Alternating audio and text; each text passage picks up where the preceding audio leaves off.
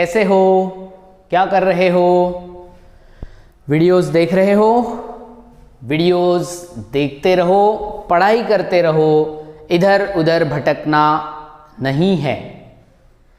Class 11th का हमने already syllabus start कर दिया है और उसका जो पहला पार्ट था जिसका हमने हेडिंग दिया था लॉज ऑफ केमिकल कॉम्बिनेशंस, जहां पे हमने 5 बेसिक लॉज पढ़े थे।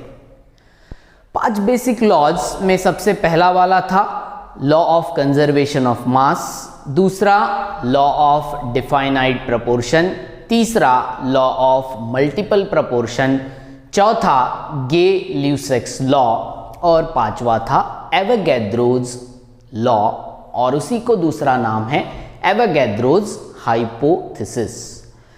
अब दूसरा एक हम पार्ट शुरू करने जा रहे हैं, वो पार्ट यूनिट नंबर 1 से ही है। ध्यान रखो, वो पार्ट यूनिट नंबर 1 से ही है और उसका नाम है मोल कंसेप्ट। उसका नाम है मोल कंसेप्ट, या कभी कभी कुछ बुक्स में इसी को बोला जाता है मोलर थियोरी।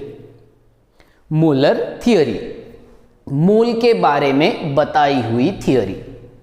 तो मोल कंसेप्ट या मोलर थियोरी ये एक बहुत ही इंपॉर्टेंट पॉइंट है फ्रॉम क्लास 11th, जो कि 12th में भी इंपॉर्टेंट है और इसके ऊपर एंट्रेंस एग्जाम में भी क्वेश्चंस आते हैं।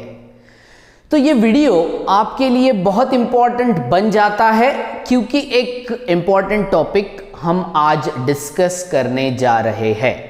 तो प्लीज पूरा फोकस, पूरा कंसंट्रेशन वीडियो पे कीजिए, मेरे ऊपर कीजिए, और जो भी एक्टिविटी बोर्ड पे चल रही है उसको side by side note down कर लीजिए, सो दैट आपके पास में एक नोट्स अवेलेबल हो जाएगी। आइए शुरू करते हैं टॉपिक मोल कंसेप्ट। अब सबसे पहला क्वेश्चन, सर ये मोल होता क्या है? सबसे पहला बेसिक क्वेश्चन कि ये मोल क्या है। सर हमने बहुत सारे वर्ड्स सुने हैं डे टू डे लाइफ वाले। डे टू डे लाइफ में हम जब भी कभी शॉपिंग करने जाते हैं, शॉपिंग करते वक्त अगर मैंने आपको बोला आपको शक्कर लानी है, you have to purchase sugar, तो आप वहां पे जाके क्या बोलोगे? 1 kg शुगर चाहिए, ½ kg शुगर चाहिए, 2 kg शुगर चाहिए, 5 kg शुगर चाहिए, एक्सेट्रा एक्सेट्रा एक्सेट्रा। तो वहां पे आप जो बोल रहे हो केजी, ये केजी क्या है? तो उसका एक मेजरिंग यूनिट है, वो शुगर को मेजर करने का एक यूनिट है। क्लियर? वैसे ही अगर आप शॉप में जा रहे हो तेल लाने के लिए, तो तेल लाने के लिए जब आप जा रहे हो तो आपके पास में यूनिट रहता है ml, या फिर आप बात करते हो इन टर्म्स ऑफ लीटर। अब केजी एक यूनिट है, मेजरिंग यूनिट है, ml और लीटर ये एक मेजरिंग यूनिट है। बट अगर मैं आपको बोलूं, अब मैं आपको भेज रहा हूं फिर से एक बार दुकान में, और अब आपको केले लाने हैं। क्या लाने हैं? केले लाने हैं। तो क्या आप ये यूनिट्स को यूज करोगे? मुझे 10 ml केला दो, ऐसा बोलते हो क्या? नहीं। उसके लिए यूनिट क्या है? तो उसके लिए यूनिट है डजन। उसके लिए यूनिट है डजन। अब जब हम डजन बोलते हैं तो 1 डजन मतलब कितना? 1 डजन मतलब होता है 12। तो वो आपको 12 केले गिन के दे देगा। अगर आपने बोला 2 डजन तो वो आपको 24 दे देगा। अगर आपने बोला ½ डजन तो वो आपको 6 दे देगा। क्लियर? समझ में आया? इन द सेम वे केमिस्ट्री की लैंग्वेज में मोल क्या है?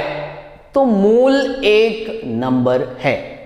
जैसे डजन का मतलब होता है 12, एक डजन मतलब 12। अब अगर मैंने आपको बोला मेरे पास 2 डजन बुक्स है, मेरे पास 2 डजन बुक्स है, मतलब मेरे पास कितनी बुक्स है? तो 24 बुक्स है। ठीक है, मैंने बुक्स को मेजर किया इन टर्म्स ऑफ डजन, और डजन ये क्या होता है? तो डजन एक नंबर है, यहां पे डजन का मतलब होता है 12, डजन का मतलब होता है 12। In the same way mole is a number. Mole क्या है? तो मोल एक नंबर है, मोल एक नंबर है जिसकी वैल्यू है 6.022 इंटू 10⁻23। मोल क्या है? मोल एक नंबर है, उसकी वैल्यू है 6.022 इंटू 10⁻23। क्लियर? अब ये किसकी वैल्यू है? तो ये एक मोल की वैल्यू है। So 1 mole is equal to how much? 1 mole is equal to 6.022 into 10⁻23। इसी को कभी कभी बोला जाता है Na। Na stands for Avogadro's number. हमने लास्ट वीडियो में वो एवोगैड्रो भाई साहब को देखा था, उन्हीं की याद में ये नंबर को एवोगैड्रो नंबर बोला जाता है, उन्हीं की याद में इसको एवोगैड्रोज नंबर बोला जाता है। तो देखो, सबसे पहले हम कोशिश कर रहे हैं मोल को समझने की। तो मोल क्या है? Mole is just a number, mole is just a number whose value is 6.022 into 10⁻23। इसी को कभी कभी बोला जाता है एवोगैड्रोज नंबर, एवोगैड्रोज नंबर। अब ये जो 1 मोल की वैल्यू आप लिख रहे हो, 1 मोल क्या है? तो एक नंबर है, इज इक्वल टू 6.022 इंटू 10⁻23। इसमें वर्ड आता है एटम्स। मोल को जब आप नंबर के फॉर्म में लिखते हो तो उसके आगे हम वर्ड यूज करते हैं एटम्स। अब हम फिर से बेसिक केमिस्ट्री में आने वाले हैं, जो आपने 8th 9th 10th में पढ़ी हुई है, उसको थोड़ा सा रिवाइज करने की कोशिश करते हैं। ये आई होप आपको समझ गया होगा। 1 मोल, मोल बेसिकली क्या है? नंबर है। तो मोल अगर नंबर है तो उसकी वैल्यू है 6.022 इंटू 10⁻23। अगर मैं यहां पे बोलता हूं मेरे पास 1 मोल बुक्स है, कितनी बुक्स है मेरे पास? 1 मोल बुक्स है, मतलब मेरे पास कितनी बुक्स है? 6.022 इंटू 10⁻23 क्या है? तो बुक्स मेरे पास अवेलेबल है। इतना सिंपल है, डिजिट ध्यान में रखना है। 6.022 इंटू 10⁻23। क्लियर? अब ये एग्जाम्पल आई होप आपको समझ में आ गया होगा। तो इसके लिए हम सिर्फ इसको यूज करते हैं एज अ नंबर। अब जब आपको एज अ नंबर उसको यूज करना है, और इधर मैंने यूनिट लिखा है एटम्स। अब जब भी कभी एटम्स ये वर्ड यूज होता है तो वो एक एटॉमिक मॉडल अपने सामने आ जाता है, जहां पे ये सेंटर में होते हैं प्रोटॉन और न्यूट्रॉन, और इधर रोटेट होते रहते हैं ऑर्बिट में, जिसको हम बोलते हैं इलेक्ट्रॉन्स, जिसको हम बोलते हैं इलेक्ट्रॉन्स। अब कौन सा एटम आप कंसिडर करोगे उसके ऊपर डिपेंड होता है इसमें कितने प्रोटॉन हैं, कितने न्यूट्रॉन हैं और कितने इलेक्ट्रॉन्स हैं। मैंने अगर बात की फॉर एग्जाम्पल कार्बन की।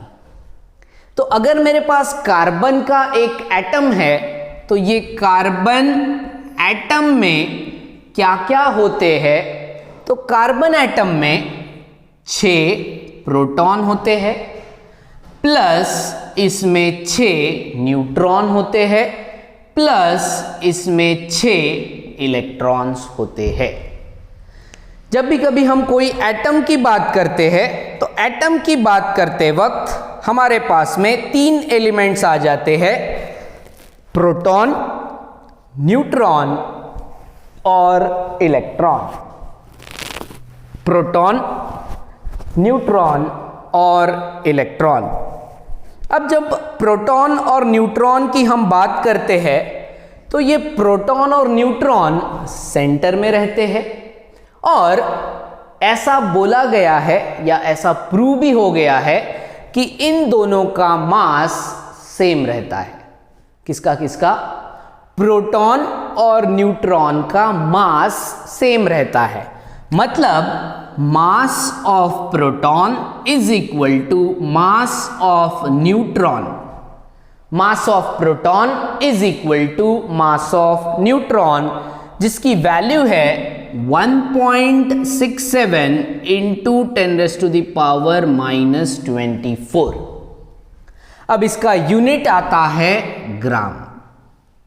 ये physical quantities, units and measurement, physics के आपने वीडियोस ऑलरेडी देखे होंगे। इसमें वहां पे आपने ये डिटेल में पढ़ा है कि मास का जो यूनिट होता है वो ग्राम होता है। तो मास ऑफ प्रोटॉन और मास ऑफ न्यूट्रॉन कितना? 1.67 इंटू 10⁻⁻²4 और मास ऑफ इलेक्ट्रॉन रहता है 9.1 इंटू 10⁻⁻27 ग्राम। 9.1 इंटू 10⁻⁻27 ग्राम। अब जब हम इनको कंपेयर करते हैं मास ऑफ प्रोटॉन न्यूट्रॉन को मास ऑफ इलेक्ट्रॉन के साथ, तो मास ऑफ इलेक्ट्रॉन बहुत कम है। मास ऑफ इलेक्ट्रॉन बहुत कम है as compare to proton and neutron. इसीलिए जब कोई भी एटम का मास कैलकुलेट करना पड़ता है, कोई भी एटम का जब मास हम कैलकुलेट करते हैं तो इलेक्ट्रॉन्स को कंसीडर नहीं करते हैं। इलेक्ट्रॉन्स को कंसीडर नहीं करते हैं क्योंकि इलेक्ट्रॉन का मास प्रोटॉन और न्यूट्रॉन के मास से बहुत कम है। कितना कम है? 1837 टाइम्स ये कम है। मतलब अगर आपको मास ऑफ इलेक्ट्रॉन कैलकुलेट करना है तो मास ऑफ न्यूट्रॉन को 1837 से डिवाइड कर दो तो आपको मास ऑफ इलेक्ट्रॉन मिल जाएगा। अब मास ऑफ प्रोटॉन बोलो यहाँ पे या मास ऑफ न्यूट्रॉन बोलो, दोनों का मास सेम होता है। क्लियर? समझ में आया?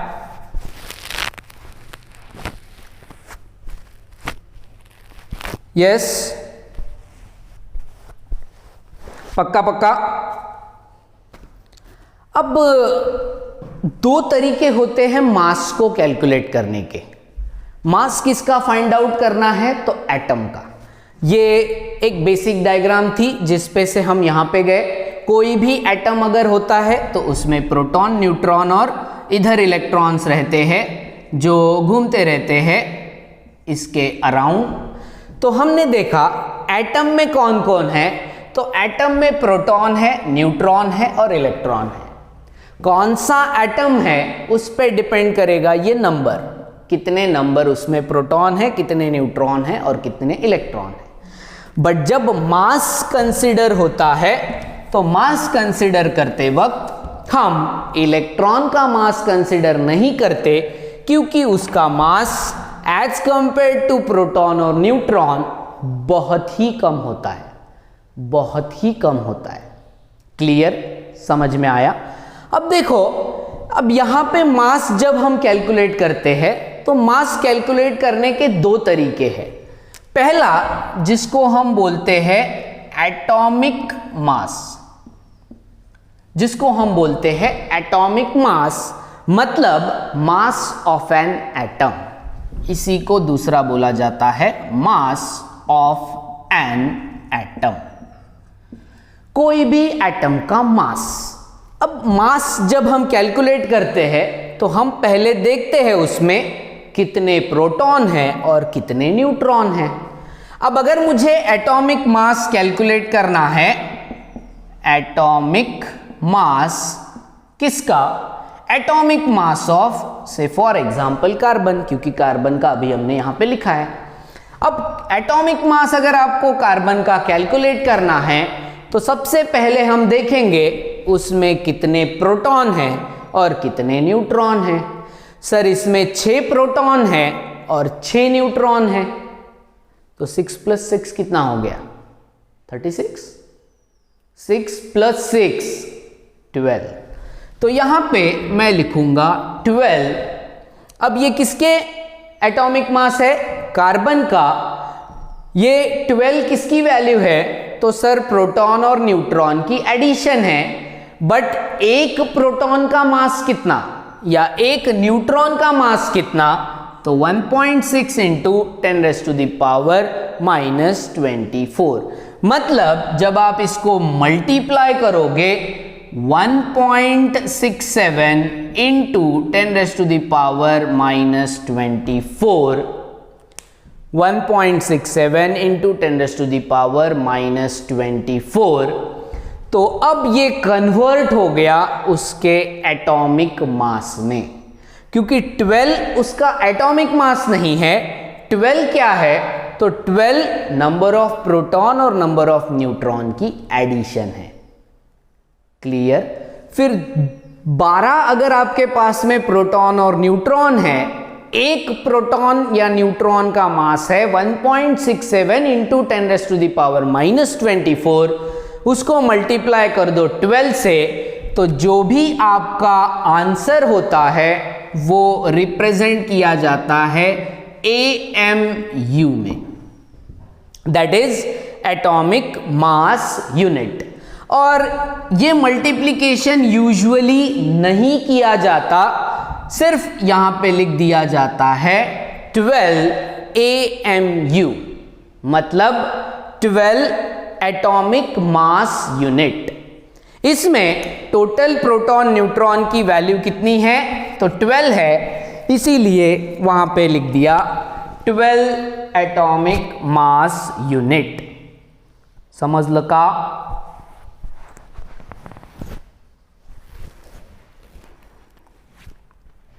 It is 12 atomic mass unit, 12 atomic mass unit।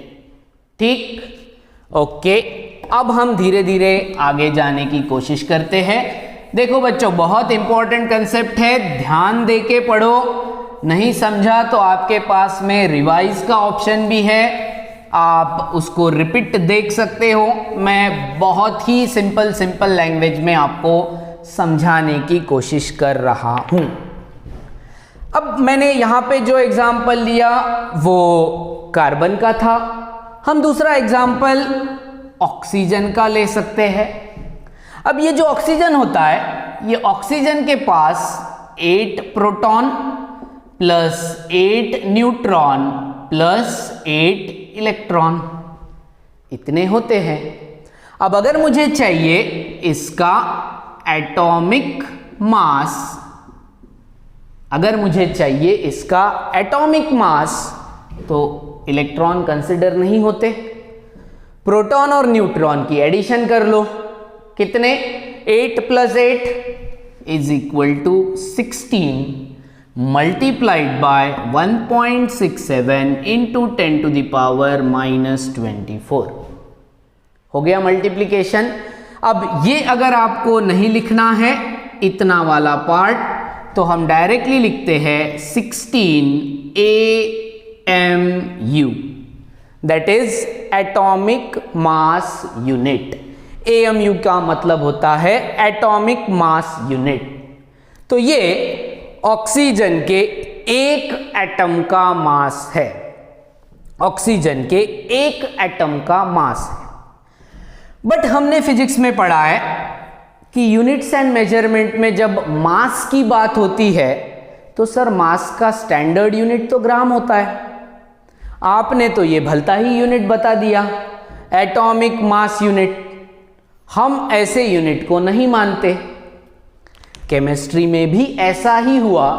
उन्होंने बोला कि अगर मास है तो मास का स्टैंडर्ड यूनिट ग्राम होना चाहिए, हमको ये ग्राम में ही आप कन्वर्ट करके दो। केमिस्ट ने बोला ठीक है, टेंशन मत लो, टेंशन मत लो। तो जब ये ग्राम में कन्वर्ट होता है तब उसको बोला जाता है मोलर मास, तब उसको बोला जाता है मोलर मास। और एक मोल मतलब कितना, तो 6.022 इंटू 10⁻23। अब जब मोलर मास कैलकुलेट होगा तो सिंपली हम क्या करेंगे, 16 multiplied by 1.67 into 10⁻24, 1.67 into 10⁻24 multiplied by 6.022 into 10⁻+23। क्या किया हमने, तो एटॉमिक मास यूनिट वाला जो पार्ट है उसको हमने मल्टीप्लाई कर दिया एवोगैड्रोस नंबर से, उसको हमने सिंपली मल्टीप्लाई कर दिया एवोगैड्रोस नंबर से। किसके लिए कर रहे हैं हम ये सब, हमको एटॉमिक मास का जो यूनिट है, एटॉमिक मास यूनिट वो मंजूर नहीं है, हमको वो ग्राम में चाहिए और इसीलिए हम कन्वर्ट करने जा रहे हैं उसको ग्राम में। अब ग्राम में कन्वर्ट करते वक्त आपको थोड़े बहुत मल्टीप्लिकेशन करने हैं और मल्टीप्लिकेशन करने के बाद आपका आंसर आ जाएगा। देखो एक बार, अब यहाँ पे एक जगह पे पावर है +23 और यहाँ पे पावर है -24। तो ये प्लस माइनस जब हम करेंगे तो यहाँ पे मैं लिख रहा हूँ 16 एज इट इज इंटू 10⁻⁻1। ये -24 में से +23 कम हो गए, बचा -1। अब हमको मल्टीप्लिकेशन किसका करना है, मल्टीप्लिकेशन करना है 6.022 इंटू कौन 1.67। इन दोनों का मल्टीप्लिकेशन हमको करना है। करो फटाफट।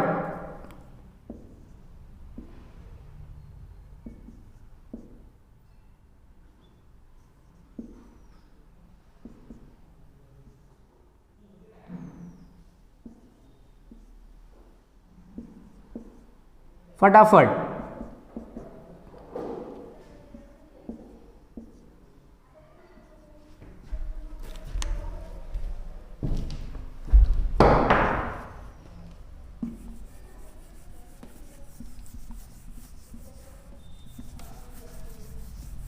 हो गया। इसकी करनी पड़ेगी एडिशन। 4 5 + 2 7 6 5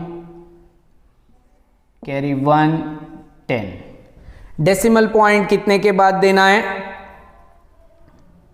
कितने के बाद देना है, 1 2 3 4 5 के बाद डेसिमल पॉइंट देना है।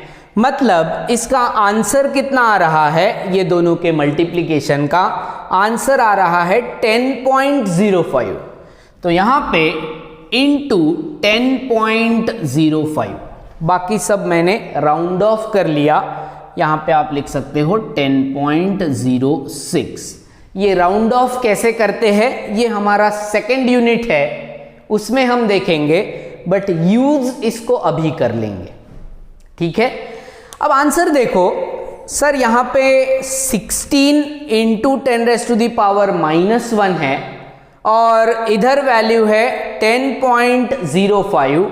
अगर ये -1 को यहां से हटाना है तो ये डेसिमल पॉइंट इधर शिफ्ट हो जाता है, मतलब 16 इंटू 1.005 नियरली आंसर आता है 16 और अब यूनिट आएगा ग्राम।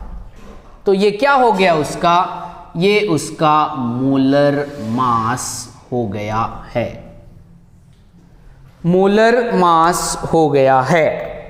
क्लियर, क्योंकि हमने वहां पे मोल की जो भी वैल्यू होती है उससे उसको मल्टीप्लाई किया तो वो बन गया आपके लिए मोलर मास।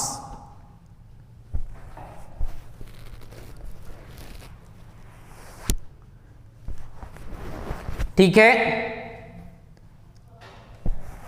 सर, हमको ये मल्टीप्लिकेशन हर बार करने पड़ेंगे क्या? बिल्कुल भी नहीं। एक बार कर लिए हमने मल्टीप्लिकेशन और समझ में आया कि दो वैल्यू जो भी दी है उनका जब मल्टीप्लिकेशन होता है तो इन दोनों का जब भी आप मल्टीप्लिकेशन करोगे, घर पे आप चेक कर लेना एक बार, और ये दोनों का मल्टीप्लिकेशन हमेशा 1 आता है और इसीलिए ये मोलर मास 16 ग्राम किसके लिए? ऑक्सीजन एटम के लिए। इसको कभी कभी बोला जाता है ग्राम एटॉमिक मास। पहले वाला था एटॉमिक मास यूनिट और ये वाला है ग्राम एटॉमिक मास। ये वाला है ग्राम एटॉमिक मास। क्लियर है? आई होप मैं आपको ये समझा पा रहा हूं। मूल कंसेप्ट का ये सबसे पहला पार्ट है। यहाँ पे आपको बहुत सारे ऐसे वर्ड्स हैं जो देखने को मिलेंगे। अब ये किसका हो गया? हमने जो मास कैलकुलेट किया वो एक ऑक्सीजन का है, तो इसको हम बोलते हैं ऑक्सीजन एटम। अगर सिर्फ ऑक्सीजन है तो ये बनेगा हमारे लिए एटम। अब ये ऑक्सीजन के साथ एक और ऑक्सीजन आ गया तो ये बन गया O2। इसको हम बोलते हैं मॉलिक्यूल।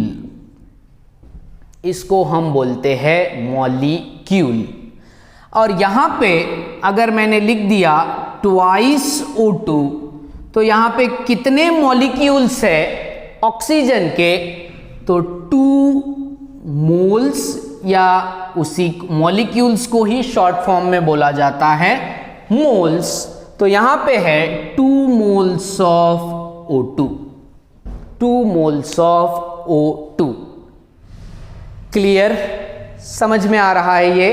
तो कोई भी एटम का जब मास कैलकुलेट होगा तो वहां पे number of proton, number of neutron के बारे में हम कैलकुलेशन करेंगे।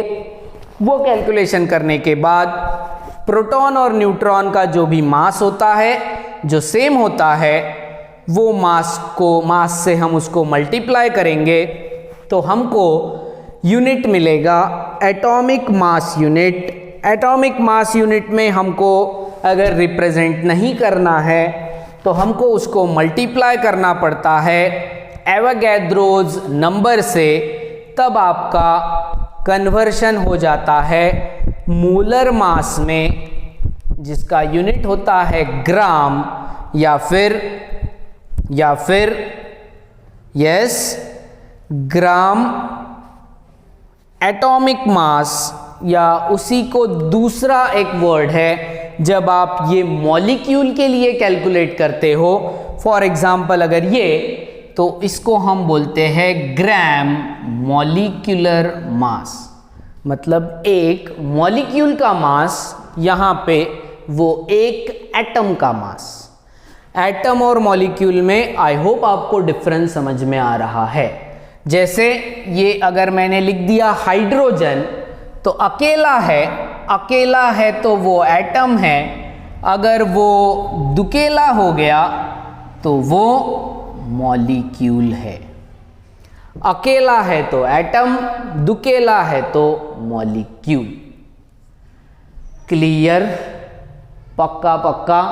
अब इसको आप ये मल्टीप्लिकेशन भी ट्राई कर सकते हो सो दैट आपको ये बातें और अच्छे से समझ में आएगी। इससे रिलेटेड हम अभी एग्जाम्पल भी देखेंगे जिससे आपका ये पार्ट क्लियर होगा, और मैं आपको फिर इसके बाद में एक होमवर्क भी देने वाला हूं जो आपको सॉल्व करना है।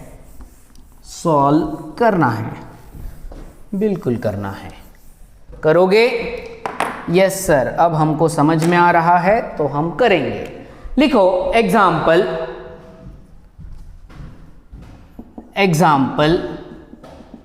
Find number of moles of oxygen atoms. Find number of moles of oxygen atoms present in 64 gram of oxygen. Question लिखना है और क्वेश्चन को समझने की सबसे पहले कोशिश करो। सॉल्व तो वो होने ही वाला है। यहां पे उसने बोला find number of moles of oxygen, बाद में वर्ड क्या है?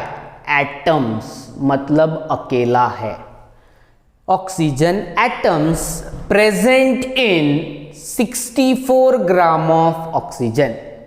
अब अभी अभी मैंने यहां पे आपको कैलकुलेशन करके बताया था कि एक ऑक्सीजन एटम का वेट कितना होता है। एक ऑक्सीजन एटम का वेट कितना होता है, तो हमें पता है। यहां पे हम लिखेंगे अब सॉल्यूशन। सॉल्यूशन लिखते वक्त 1 मोल ऑफ ऑक्सीजन एटम कितना होता है? 1 mole of oxygen atom is equal to 16 gram atomic mass. सही है।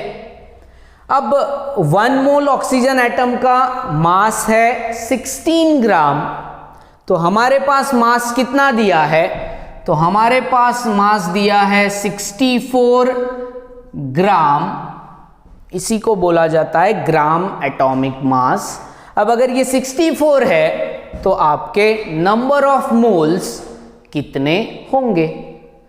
आपके नंबर ऑफ मोल्स कितने होंगे? अब नंबर ऑफ मोल्स अगर आपको कैलकुलेट करने हैं तो यहां पे फॉर्मूला बनेगा number of moles is equal to mass given. ऐसे ही कैलकुलेट करोगे ना, mass given divided by molar mass. Mass given divided by molar mass. ये बहुत ही इंपॉर्टेंट फॉर्मूला अभी मैंने आपको डिराइव करके दिया है। इसको डब्बे में डाल दो, बिल्कुल भी उसको डब्बे से निकलने मत देना। अब यहाँ पे अगर कंफ्यूजन हो रहा है तो ये ग्राम एटॉमिक मास को हटा सकते हो आप और इसकी जगह पे लिख सकते हो ग्राम।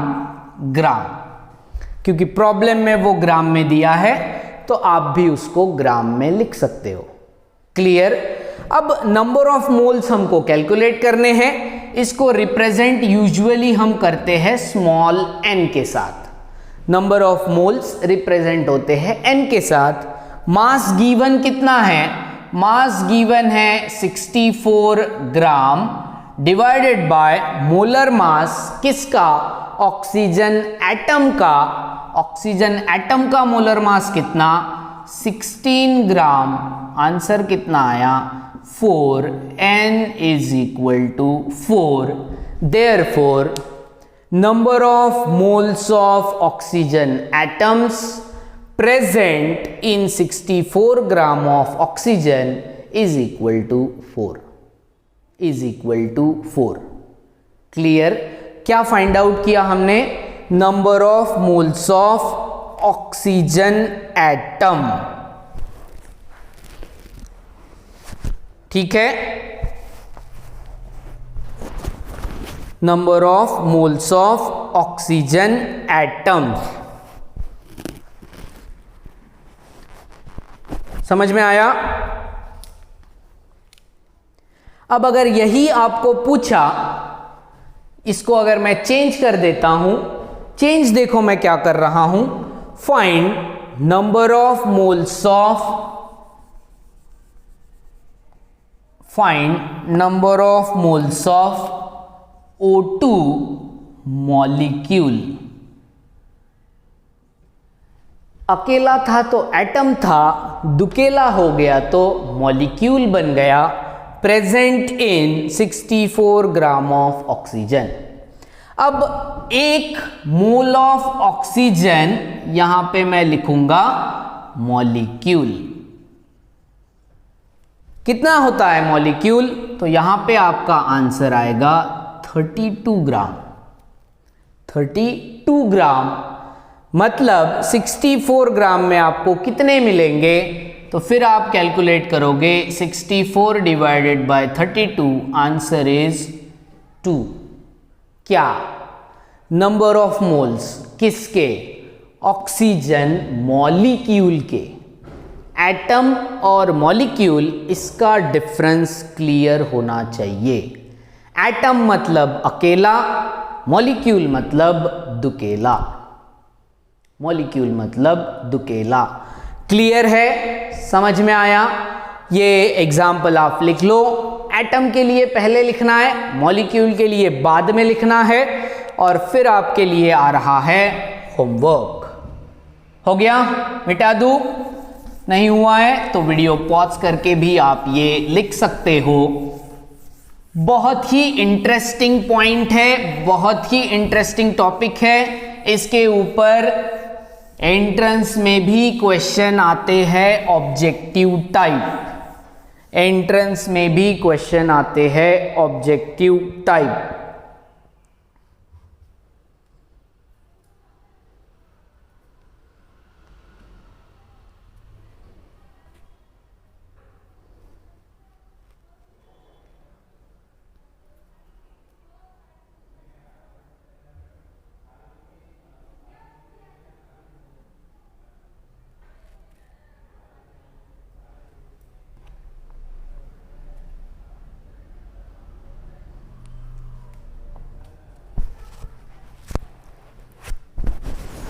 दे दूं क्वेश्चन होमवर्क के लिए? ओके, होमवर्क वाला क्वेश्चन, फाइंड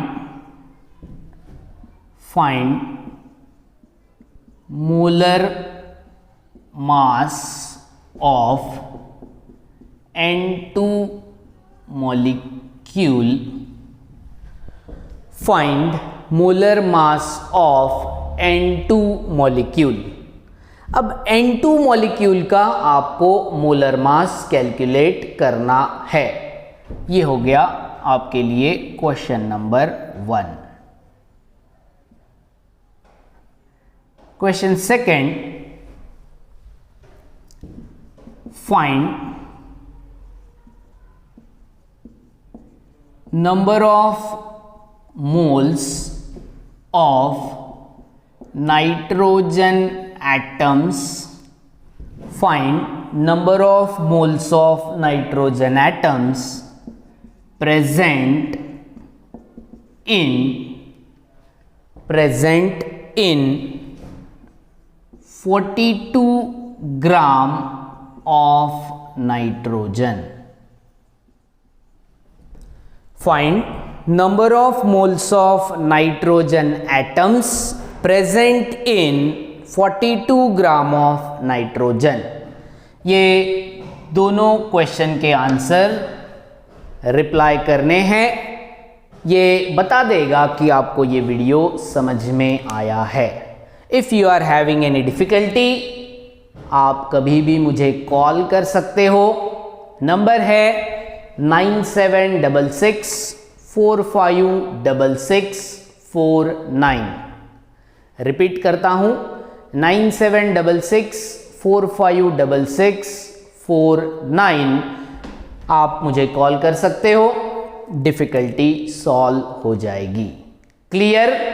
तब तक पढ़ाई करते रहो। इसके लिए एक हिंट मैं आपको दे देता हूँ।